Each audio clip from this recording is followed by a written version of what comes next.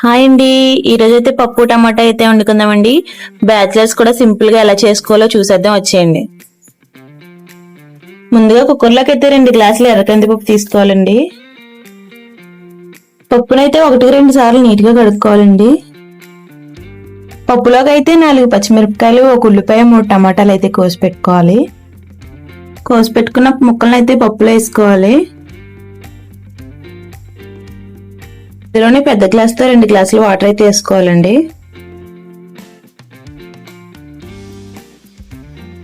ఇందులోనే సాల్ట్ కూడా వేసుకోవాలండి. కారం కూడా వేసుకోవాలి.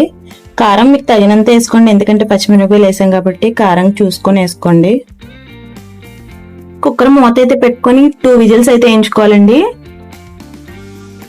పప్పు ఉడికేలోపు కొంచెం చింతపండు అయితే నీటిలో నానబెట్టుకోవాలి.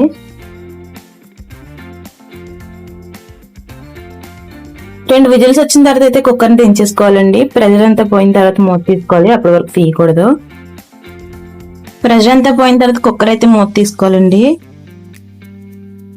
మూత తీసుకొని గరిటె పెట్టి మొత్తం కలుపుకోవాలి. పప్పు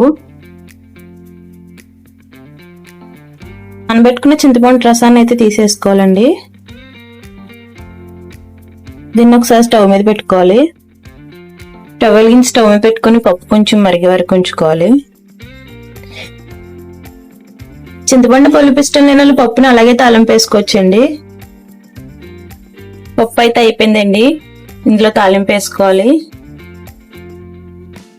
తాలింపు కోసం అయితే ఎల్లుల్లిపాయలు, జీలకర్ర, కరివేపాకు, ఎండుమిర్చి తీసుకోవాలండి. ముందుగా స్టవ్ వెలిగించి గిన్నె పెట్టుకుని ఆయిల్ అయితే వేసుకోవాలండి.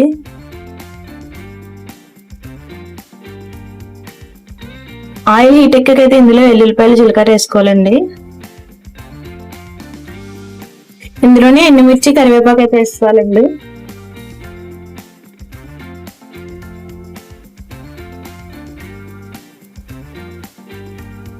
తాలింపు అయితే పప్పులో వేసుకోవాలండి.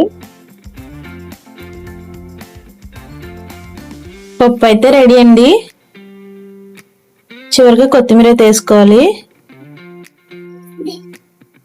నేను చేసే మరిన్ని వంటలు మీ దాకా రావాలంటే ఛానల్ని లైక్ చేసి సబ్స్క్రైబ్ చేసుకోండి.